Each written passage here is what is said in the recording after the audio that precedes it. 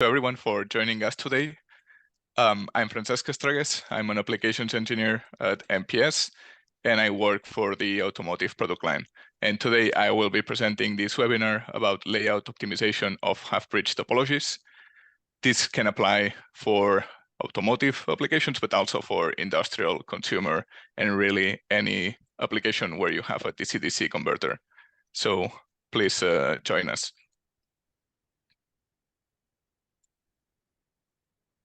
First, we will start with a brief introduction. So half-bridges are the most basic form of switching converters for DC-DC, and they are the bread and butter of MPS. MPS does a wide variety of different converters, also many different topologies for DC-DC, AC-DC, DC to AC, and whatnot. But really the core of the company is based on DC-DC converters based on a half-bridge topology. So first I will cover what do we understand for a half-bridge at MPS, because this might differ depending on where you are reading this. And then I will present which are the most common half-bridge topologies in DC-DC converters and how to analyze them. So we will focus on how to identify the critical current paths in these topologies and how to minimize their electromagnetic interference, or EMI, from now on. At the end, I will show a bunch of empirical results of radiated emissions testing based on different input routing styles for the back converter. It's a kind of a bonus material, and we will see later why focusing on the input voltage routing style of the back can be important for a DC-DC converter. So let's start now. Here we have a half bridge, not to be confused with the H bridge, which is another name for the big brother topology, which is the full bridge with 4 FETs. Here we have a very basic DC to AC converter, right? So we have a power supply here on the left that can supply voltage. We will call it V-in, or supply voltage from now on. And then we got a pair of switches. In this case, they are represented with MOSFETs. We got Q1 and Q2. And by applying a PWM to the control of these switches, we can modulate the voltage that we will see on our load. In this case, we can modulate the average voltage at this load. So we have 2 different periods in this PWM modulation. We got off time, and we always talk in reference to our high side FET, in this case for the half bridge. So in the T off, our Q1 MOSFET is open, so it's not conducting, and our Q2 MOSFET will be conducting. So across our load, we will have 0 volts, right? We got a direct short between our positive terminal of the load and our negative terminal of the load through Q2, right? And they are all connected to the reference of our power supply, which we can also typically call ground. And then we got the other half of the period, which we call T on, or on time. And here is where we turn on Q1 and we turn off Q2. So then the voltage across our load will equal to our supply voltage. So we can see it here through being on the right with our waveform. And by modulating the duty cycle of Q1 during this period, we can modulate the average voltage through our load. We can see it now here in red. In this case, we got a duty cycle of about 50%, which means that Q1 and Q2 will each turn on 50% of the time over a switching period. And this will roughly give an output voltage that is half of our supply voltage. And you can usually calculate the average voltage on the load using this formula. So the T on divided by the sum of T on and T off, and multiply this by our supply voltage. As you can see, our output voltage, or our average voltage, is half of V-in, but the voltage across the load is changing all the time between 0 and the supply voltage. This is creating a rectangular supply for our load. Usually most loads cannot support such rapidly changing input voltage. And to start with, we have a DC-DC converter between our power supply and our load to change this voltage, right? We assume that the load is not suitable to operate directly from our supply voltage. So what can we do to smoothen this voltage and instead of getting this rectangular shape, get a flatter profile that our load can work with?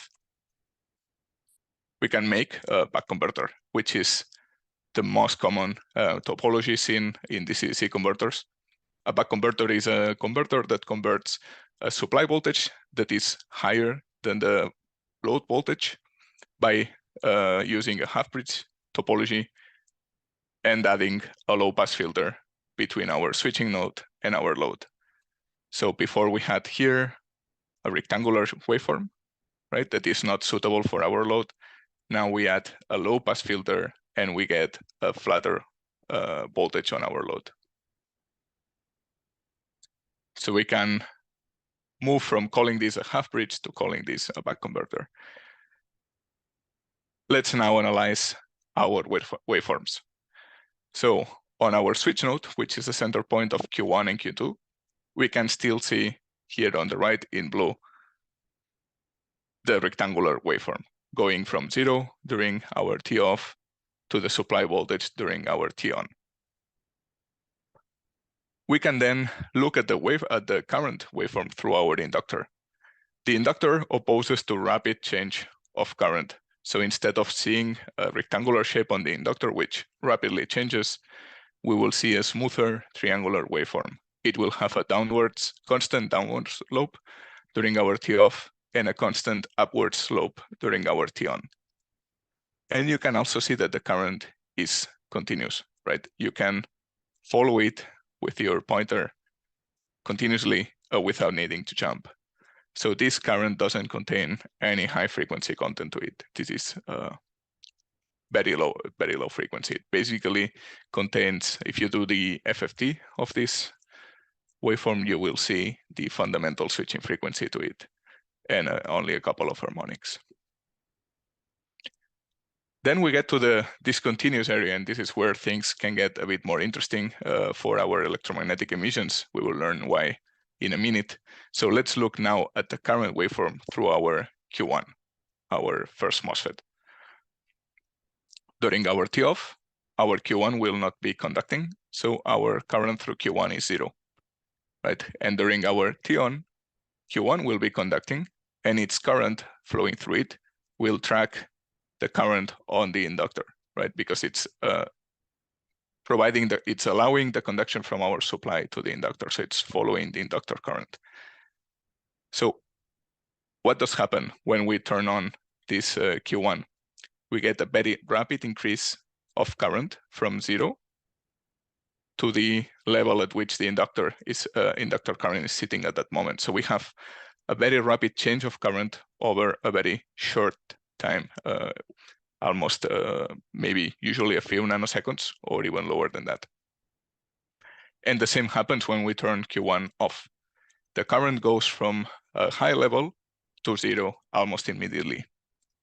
When we look at Q2, we can see pretty much the same waveform, but it's now tracking the inductor on the downward slope. So our current again is going from 0 during our T-on, where Q2 is open, to almost instantly rising to a level higher than that when we turn Q2 on, and it's conducting. So again, we have a very rapid change of current over a very short duration of time. And lastly, we can look at the voltage across our load, which is now flat between V in and 0, depending on the duty cycle that we apply to our control. If you actually zoomed in this output voltage waveform with a very small voltage scale, you would see some switching ripple on this waveform. So this is not a flat line. Usually there is some ripple created by our switching that is smoothed out by our C1.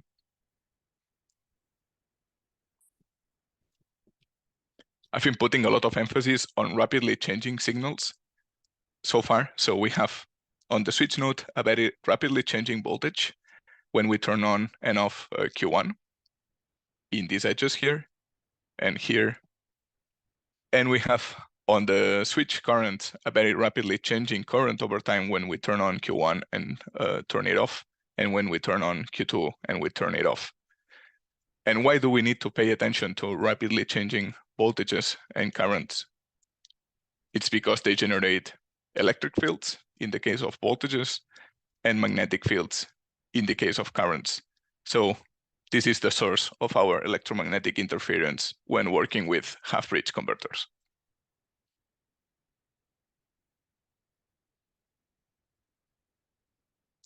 Just as a reminder from your university lectures, an AC current flowing through a conductor will create a magnetic dipole antenna. And this is the same case for an electric dipole. Any AC voltage in a conductor will create an antenna. The radiation of this antenna increases with the area of the antenna and with the current, especially AC current magnitude flowing through this antenna. In our converters, the magnitude of current is usually given by the application, right? It's not easy to just reduce the amount of power that we are delivering with our DC-DC converter. So we only have, if we want to reduce the radiation of our converter, we only have 1 degree of freedom, which is to reduce the area of this antenna. And now we will start locating these antennas in our circuit and see how we can reduce them to minimize our emissions. Let's start with the buck converter. As I mentioned before, this is the most common type of DC-DC converter, and I'm sure that pretty much everyone here has seen a buck converter in their designs or is studying it right now. So we look at the schematic now. We got our supply voltage here, Vin, but we have added a capacitor here, the input capacitor in this case. And then we got our half bridge, Q1 and Q2, our center point, which is the switch node, and then we had our output filter, the inductor, Cout, and our load. We learned that there is this continuous current in Q1 and Q2. So if we want to find where we will have very rapidly changing currents, can anyone guess which current loop we can locate here? I'll give you a couple of seconds.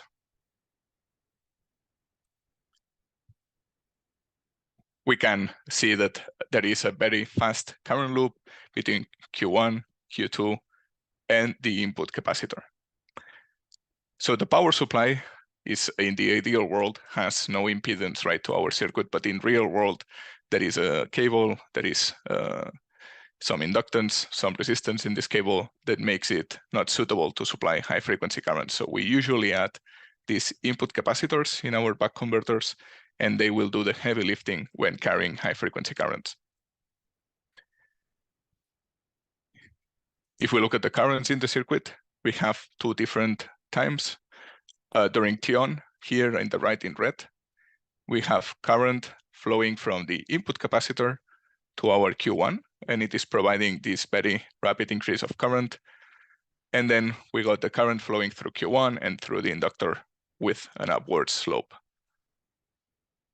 Then in off time, our Q1 will turn off and our Q2 will turn on. And then we will have current flowing through the inductor in a downward slope, and our input capacitance will this time provide the very rapidly changing current for Q2. So the current through the inductor is continuous, so we don't really need to worry too much about the magnetic fields emitted by the inductor, but we have to worry about the magnetic fields emitted by our input capacitor. And this is something that the first time you listen to this, it completely contradicts what you learned at university, right? But if you think about this, it's really clear right now. We got very rapidly changing currents through this capacitor. We got slow changing currents through this inductor. So let's now try to locate this in the real world, right? Looking at schematics is nice, but looking at the real implementation is always better. We have here a discrete buck converter, so we can clearly see our MOSFETs, Q1 and Q2, all our components, the input capacitor here connecting a power plane on the left, a copper power plane connected to the drain of Q1 and our input capacitors. And then we have here on the bottom our reference voltage or ground. This is connected to the source of our Q2. And on the right, we have our output voltage plane, which is connected to the output capacitors. So let's locate our fast changing current loop in this design.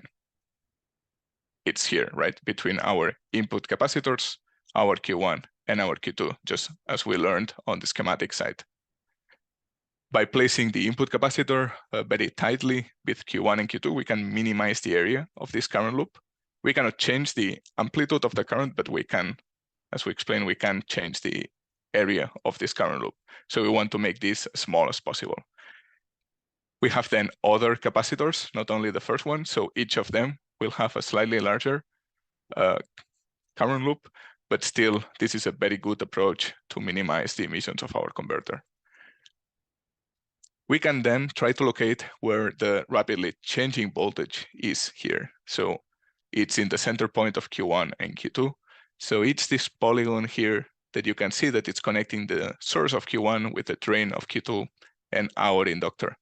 And you can see that we are making this as small as possible while still allowing the placement of our components and allowing sufficient spacing between them.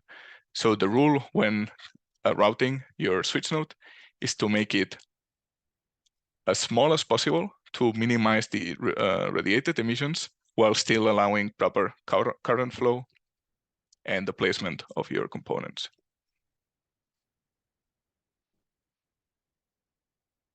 Let's now look at the boost converter. So if you look at the boost converter, we again have our input voltage here, voltage supply, our input capacitor, and then the boost topology changes from the back. We got an inductor on the input side, and then we have our half bridge.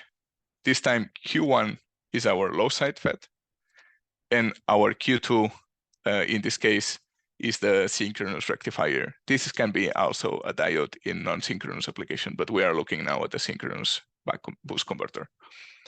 And then we have our output capacitor to smoothen the voltage at the load and our load.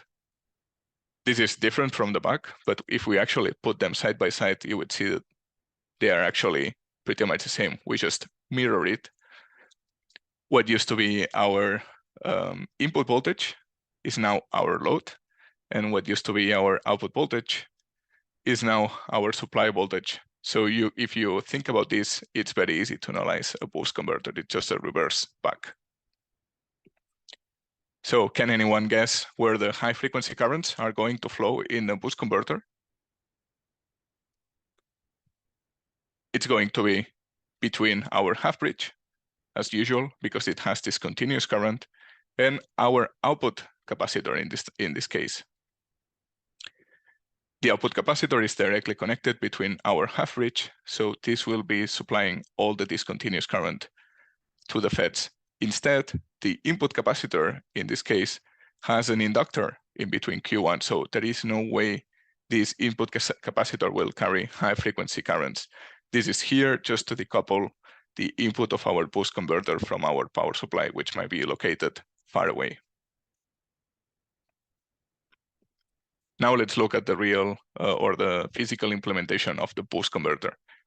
We have the layout of the back, and since we know that a boost is just a reversed back, we can flip it, and we now have a boost converter. So on the left, again, we have the input voltage plane. With our input capacitors, we got our inductor, and then we have our half bridge Q1, Q2, the output capacitance, and on the right, we got our output voltage. So locating the high frequency current loop is very easy now that we know how to locate it on a back, right? It's the same principle. Look for your half bridge and look for a capacitor that is connecting across it. So in this case, the decoupling capacitor for the boost converter is the output capacitance. Okay, the buck and the boost are really easy. Let's now increase the difficulty of this a little bit. I don't want you to get bored. So can anyone here guess what this converter is? I'll give you 5 seconds to think about it. But notice that we still have a half-bridge topology between Q1, Q2. We got an inductor in between, and we have our input capacitor and our output capacitor. But this is a bit strange, right? Our input capacitor is connected across our power supply. This we know. Our output capacitor is connected across our load. This is also familiar. But now the positive terminal of the load is actually on our ground point. So what is this converter? This is an inverting buck-boost converter. This is basically a buck converter that can create a negative voltage in respect to its input supply. And this voltage will be floating below ground, right?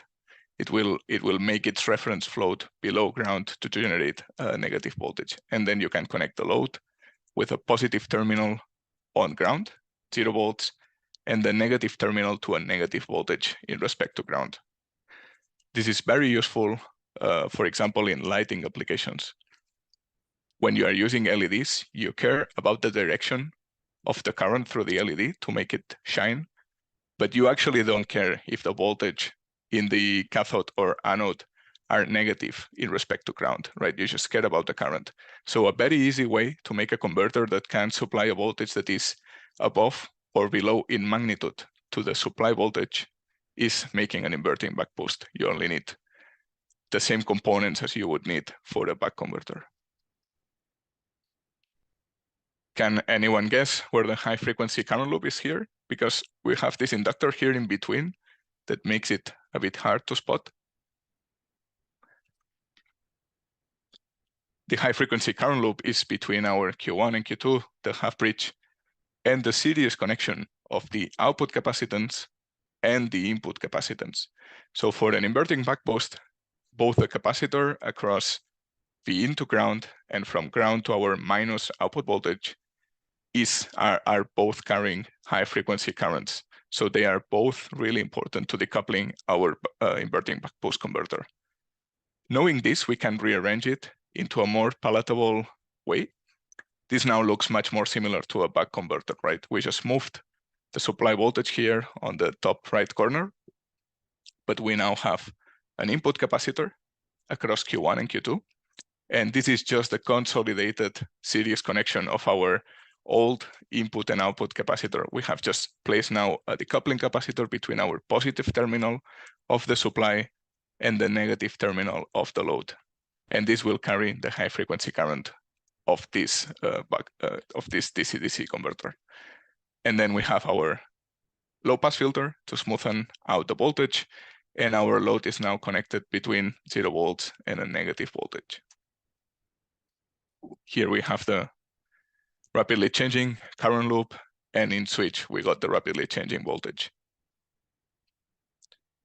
So now let's look at the physical implementation, and you will see that I'm really lazy. I'm drawing everything the same way, but really all DC-DC converters based on a half bridge are the same thing.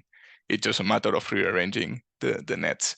So in this case, I have the input voltage here on the right with a plane, same as before. But what used to be my ground reference is now my floating negative voltage in respect to ground. And what used to be my output voltage is now ground. So if I connect an LED between ground and minus V out, it will conduct and shine light. And again, the high frequency current loop is the same one as for the buck and for the boost. It's between Q1, Q2, and the input capacitor. So to finish with the topologies, let's go to a 4-switch buck boost. So if you need an output voltage that can be either higher or lower than your supply voltage, and you actually want it to be positive, so you are not supplying LEDs anymore, but you are supplying actually a device that needs positive voltage from ground, then you will need 4 switches when implementing a buck boost topology. We have now two loops. We got our input loop on the left between C1 and our backside half bridge, Q1 and Q2. And now we have another loop between our second half bridge on the boost side between Q4, Q3, and the output capacitor. So this is basically having a back and a boost on the same circuit. So when you are laying this out on a board, you just need to be paying attention to two separate current loops on the PCB.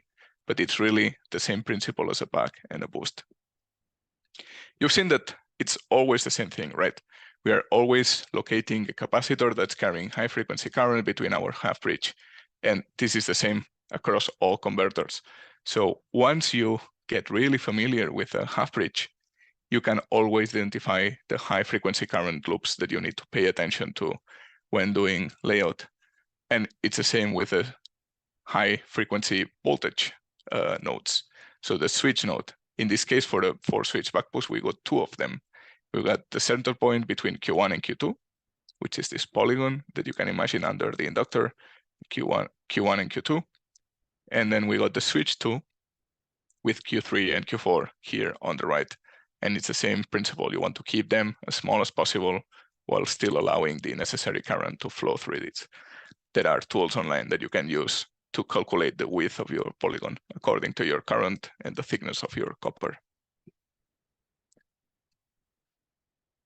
Okay, so we've been focusing a lot on discrete implementation of DC-DC converters, right? Where you can see your Q1 and Q2.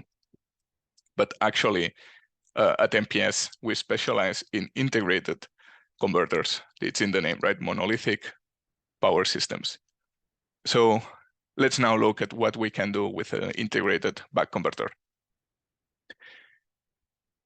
Here on the right, we got the layout of a DC-DC converter from us. This is a automotive 40-volt converter. It can do up to 6 amps on the output, but this is not important right now. We just want to look at the layout. It's difficult, right, to locate Q1 and Q2 here. We only have a black box usually here with some pins connected to it, but it's difficult to know where the MOSFETs are inside. But usually a very easy way to locate them or to approximate where they are sitting is to find your input voltage pins, your power ground pins, and your switch pins. This is all given by us, right? We make a part that integrates the MOSFET, so you cannot modify their placement in order to minimize the current loop. But you still have a degree of freedom to minimize this current loop, which is the placement of your input capacitors, in this case, for the back converter. So you want to place the input capacitors as close as possible to your DC-DC converter in order to minimize this current loop. You can see here that actually we have a small capacitor. This package is 0603 to fit within the pitch of our DC-DC converter. And this really minimizes the loop size for the high frequency current. Most of the high frequency current will be carried by these small capacitors. And then we have a pair of larger capacitors on the output that will carry lower frequency current and will be used to decouple these from the input harness. And then the other degree of freedom that you have to minimize emissions is in the electric field department, which is to keep the switch node as small as possible. And this is where the integrated converters really shine, right? Because our MOSFETs are so small and they are tightly integrated in the converter, your switch node really doesn't need to be too large to connect it to the inductor. You saw before that our MOSFETs were gigantic, right? So the switch node was of a moderate size. But when using an integrated converter, the switch node can be really tiny. You just need to have it as wide as needed to conduct the current. In this case, this is a 6 amps output converter. So we have here about a bit more than 1 millimeter of thickness on this polygon, but nothing more.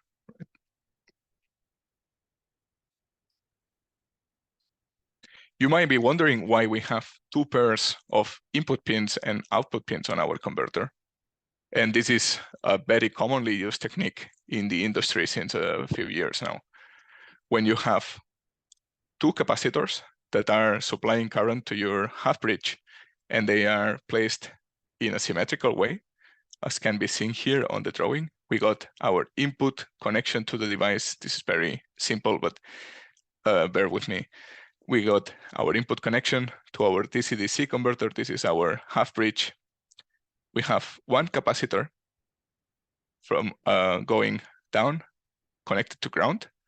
The current, if we follow the right-hand loop, the right-hand rule, we can know that the magnetic field is flowing into the PCB in this example. And then on the other side, we got a capacitor that is going up, connected to ground. And if you apply the same rule, you will see that the magnetic fields are going out of the PCB. So they have opposing directions, and they are very closely located in the circuit. So part of this magnetic field will be canceled by each other. We can do so with some older, in some older devices from us. This is the MPQ4430, which is a device released in 2017. This part has a single input pin here at the center, and then you can see that we got two pairs of input capacitors connecting to ground on each side, and the direction of their current loops is opposite, so they will cancel each other out. And then on the right, we got the implementation that is being used on most modern buck converters. This is the MPQ4323, which is a device released in 2022, which has two pairs of input and output pins on each side of the package. And this not only helps cancel out the magnetic fields, but by having two pins on each side, our parasitic inductance from our capacitor to the pin will be much smaller, right? Because it's two inductances in parallel, so they get smaller than if you only had one.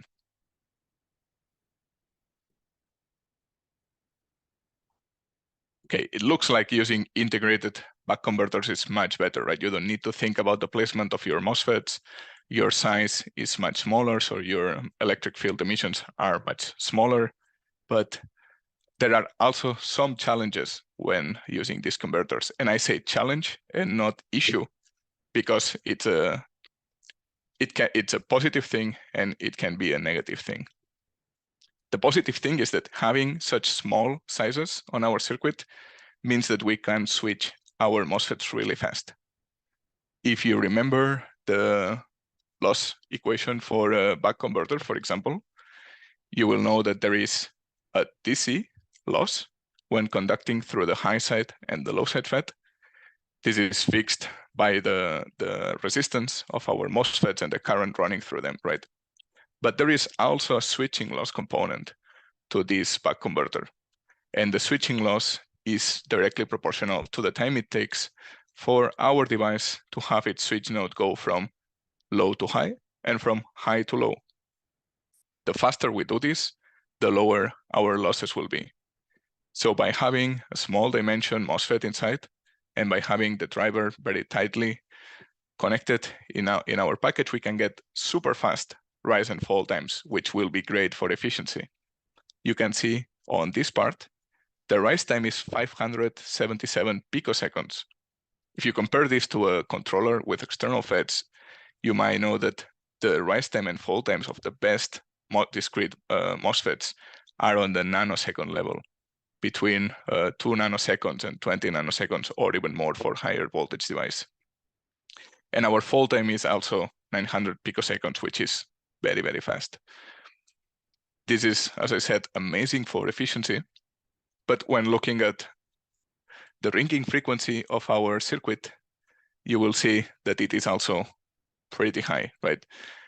A very rapidly changing voltage and a rapidly changing current through these MOSFETs will stimulate a resonance circuit with our input capacitor and its parasitic inductance, which will oscillate and create this ringing at the switch node.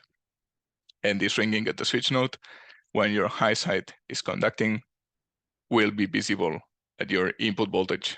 So if you have a cable connected to your input voltage, this cable will see this very high frequency oscillation and radiate just like an antenna. So using integrated DC-DC converters is great for efficiency, it's great for solution size, it's great to simplify your circuit design, but all these good sides will require you to do a very good layout with this converter. So now that we got the basics, I will present an empirical investigation with it on the effect of routing the input voltage in different ways on the PCB in regards to its radiated emissions. So we now know that our input voltage will see any ringing that the switch node has. So it can be quite important to route it in a manner that minimizes its electromagnetic emissions. We're now going to look at integrated converters, right? Forget about the discrete devices. Let's do a quick overview of this PCB. We have here on the left, our connector, we call it the EMI because we are doing an EMI test, and ground, right? We got now a low pass filter formed by L2, C-in3, and C-in4. This is to filter all this noise that we were just talking about from going to the cable. And then on the right side of our PCB, we got our DC-DC converter. It's here on the middle. You can see we are using an integrated buck converter. It has its input capacitors on each side. This is one of these nice devices that has the symmetric input voltage. And then we got our inductor here on the right. You just need to imagine it. This is the Altium layout. And our output capacitors. And then to the right, we got our output voltage connectors. And when doing the EMI test, we connected the load to these terminals. So the first experiment with it is, okay, we know that there is a high frequency voltage signal in our input trace. And this is going to the input harness and it will radiate. And we have a low pass filter in L2, C-in3, and C-in4, which is good to filter low frequency. But for high frequency, it's actually not the best. These inductors have a parasitic capacitance across them, so they are not the best for filtering high frequency signals. So we're thinking, can we make a second order filter by tuning the shape of our input supply, which is what you can see below. Instead of having a direct connection from our DC-DC converter to our filter, we have now made this zigzag shape, which roughly tripled the distance, which means that we roughly tripled the inductance of this trace, and we also increased the capacitance this trace has to ground. It's very important to know that this trace is placed in the internal layer of a PCB. This is a 4-layer PCB. So we got a ground plane in layer 2, and this is routed in layer 3. This metal plate, which is P-in, has a certain dielectric in between them, the core of the PCB. And then on the other side, it has a ground plane. So this is really a low value capacitor, right? So let's see if the routing of P-in made any difference here. In yellow, we got the PCB where the input voltage is routed in a straight line. And in red, we got the results of radiated emissions with a PCB that does a zigzag shape. This is the radiated emissions at very high frequency, so measured with a logarithmic antenna between 180 megas to 1 giga. You can see that consistently across the full range, the emissions are lower for the PCB that has this zigzag routing on P-in. So this confirms that we effectively made a second order filter for high frequency by using our PCB. This teaches us that you can save some cost by using the layout in your advantage. If you understand the parasitics that are created by your layout, you actually don't need to place a second order filter or a ferrite bit. You can use the input trace or the output trace for other topologies to filter this high frequency noise.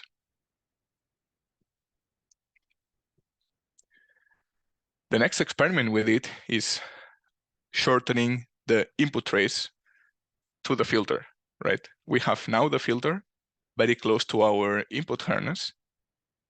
And on the PCB on the bottom, our input filter is now much closer to the noise source. the noise source is the DC-DC converter, we are now going to filter its emissions much closer to the source. And then we will have a longer clean trace going to the connector. In this case, we have a long noisy trace that is filtered here, and then there is a short connection to the connector.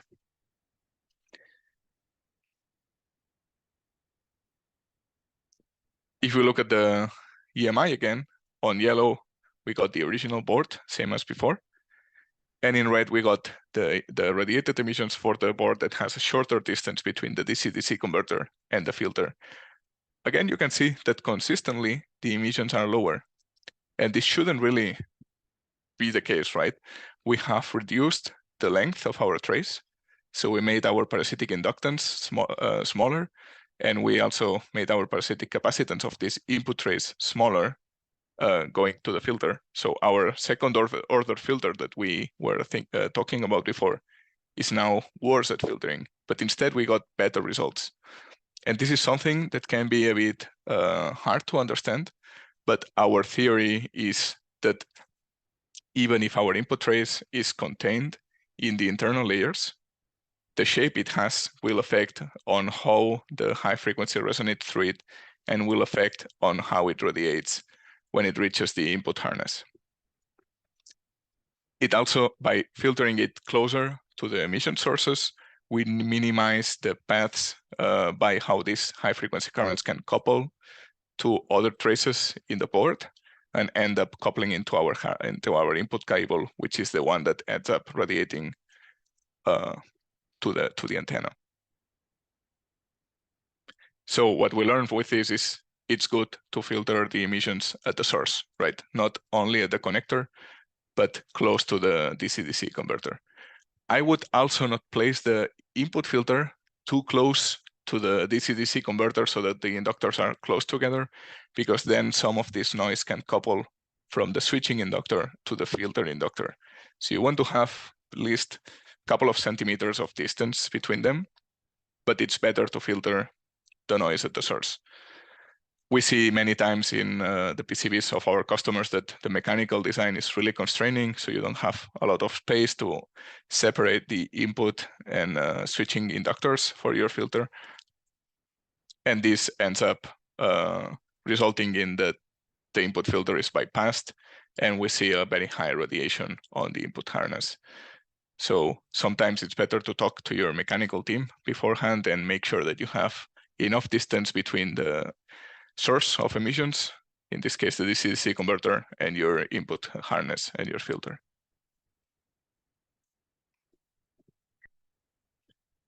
The next test that I'm going to show is comparing a board that has the input filter close to the source and the input voltage routed in the internal layer, like we just tested before.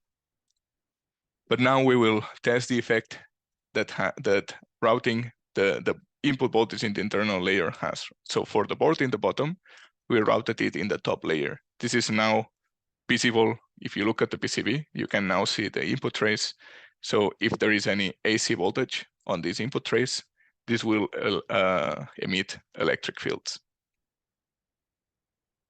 Everything else stayed the same. So let's see the impact of this, of varying the input voltage in the PCB. In red, we got the results of the original board that has the input voltage inside the PCB on the internal layer 3. And in purple, we got the emissions of the board that exposed Vin on the top layer. And you can again see that consistently, the board that exposes Vin has higher emissions, especially at this high frequency here, 800 megahertz, which suspiciously overlaps with the ringing that we were seeing on that waveform below before. So we can see that Vin carries the ringing of the switch node, and it is radiating it now through electric coupling to the environment. So you want to keep, even if Vin is usually treated as a quiet node like ground, you actually now know that Vin is rather noisy, and you want to minimize the area that it has on the external layers of the PCB. So you want to filter Vin close to the source, and you also don't want to have it sitting on a big polygon on your PCB. This is not good news for the thermal management team, as the input voltage is usually a good way of having a big plane is usually a good way of dissipating heat, but there is always the drawback of higher electromagnetic emissions.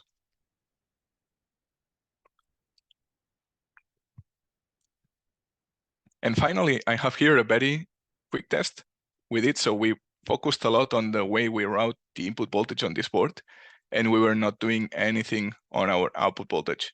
And when we did the analysis of the buck converter, we saw that there is no high frequency current going on the output. So we shouldn't really worry too much about it, right? We got the low pass filter of our inductor and our output capacitors. We shouldn't see any high frequency current on the output. So we did the test. We have on the top the original board we were looking at, the one that has the input filter close to the converter and the input trace buried in the internal layers. And on the bottom, we have the same board, but now we added a small output capacitor very close to the connector to filter high frequency signals. This is around a 10 nanofarad capacitor in a 0603 size. So let's see what this tiny capacitor is making to our radiated emissions. Again, in red, we have the original waveform. And then in green, we got the emissions of our board where we added the high frequency filter on the load. You can see that for the low frequency, this is not doing anything. We have an overlap of the emissions of both boards, but whoops.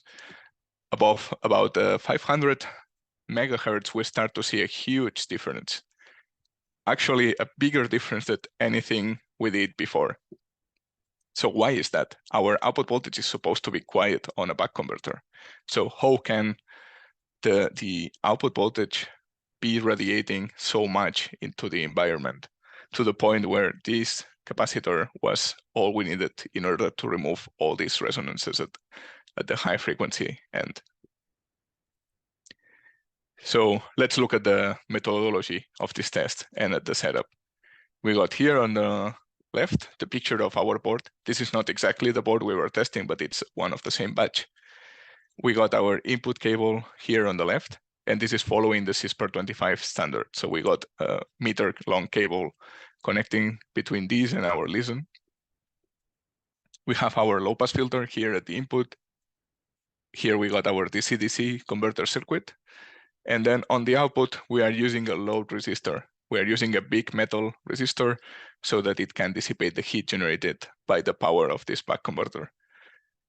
And this load is connected to our board through some short cables. We again were trying to minimize the loop, but still this is a loop, right? And this is a very big metal structure that will radiate any AC voltage that is running through it. So how did the AC voltage get to the output if our output is quiet?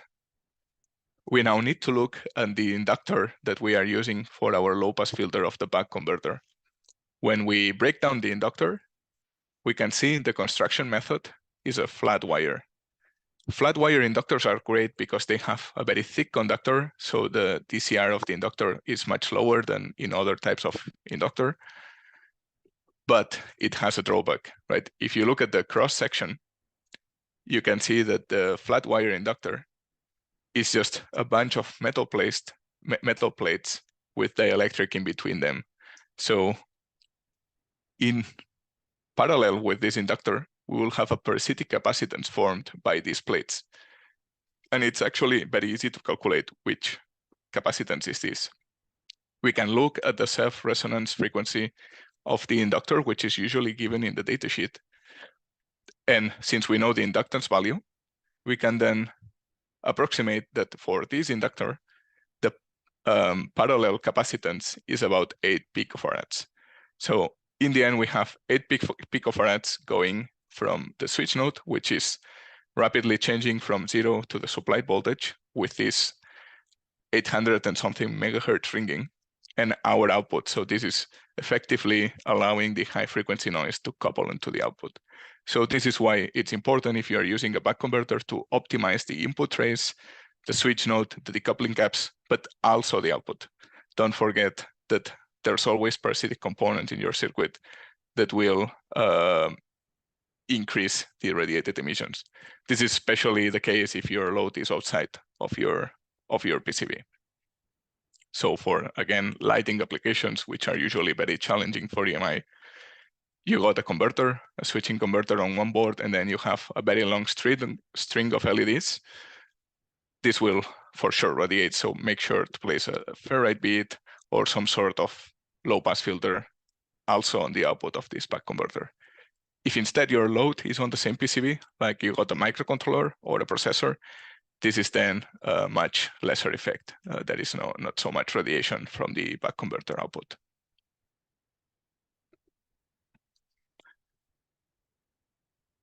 So let's get some conclusions from this presentation. We saw that there are endless DC-DC topologies. I only showed a few of them, most typically used in our company. But all the common types in low voltage applications are based in half-bridge topology. So if you learn how to analyze and what to look for in a half-bridge DC-DC, even if you only focus on one topology, like a back converter, this will give you the tools then to correctly design most DC-DC converters, even with other topologies like boost, back boost, inverting back, and so on. To minimize electromagnetic emissions, the key is to locate the hot loop, which is the high frequency current loop that will radiate magnetically and minimize its size, parasitic inductance to avoid the ringing, and the coupling effect by placing the decoupling capacitors very tightly with our half-bridge, by placing it far away from connectors and harnesses, and by properly designing and placing filter. So you will need to study if you need an input filter, an output filter, if you need shielding. All these are considerations you need to take care when you are designing your product. So I hope this was useful to you and interesting. And now we still have some time for a QA session. So feel free to start with some questions. Thank you. Thanks, Francesc. Lots of good info today. So we only have about 5 minutes for questions. I see we already have some in, so we'll jump on those. And always our number one question, will this presentation be shared? Yes, we will have an email out in the next couple days with a link to the on-demand version of this video. It's being recorded, and then we'll have the presentation itself. So with that, let's get to a real question. This was about 20 minutes in, Francesc. On your buck converter example, L and C out were overlapping. Does this imply one or the other is actually placed on the other side of the PCB? Typically, we try to keep all the buck parts on the same side.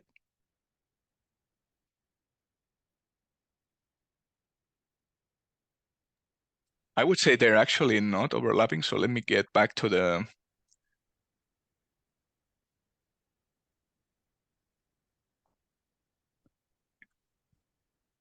Is it this one? I would say maybe this is yeah, I would say this is maybe the 3D view of the board. So it looks like the inductor and the capacitor are overlapping, but if you actually look at the design in 2D, they have some distance. So this inductor has some height, right, which is overlapping to see out, but everything here is on a single layer. All the components are here on a single layer. You can even get a better layout for discrete switches if you use more layers for your circuit. But this is a design, we wanted to keep it simple and show something that works on a single layer. So I hope this is what you were referring to. And if not, we can discuss later offline. All right, and then we had a couple of guesses when we were being interactive of buck boost. So I think that was a right one. Whoops. Then the next one was, what type of DC caps, V in, V out, do you recommend to utilize? I would say for most converters, it's better to use ceramic capacitors since they have the smallest ESR, so parasitic resistance, ESL, parasitic inductance, for their size, capacitance, and cost. Right? There are other capacitor types that might offer higher capacitance. There are other capacitor types that offer better parasitic inductances and resistances, but the ceramic capacitors are usually the sweet spot when you want to also take into consideration cost. At MPS, in our evaluation boards, we usually only use ceramic capacitors for our input and output caps, but sometimes you will see also polarized capacitors like electrolytic and tantalum, and those are mostly for providing bulk capacitance, which is not so much related to the DC-DC converter itself, but more to isolate the boards from the input or the output from the load. But for the capacitors that are going to carry high frequency energy, ceramic is the way to go. Then there's another, which circuit with input capacitors is better? This on the left or the one on the right?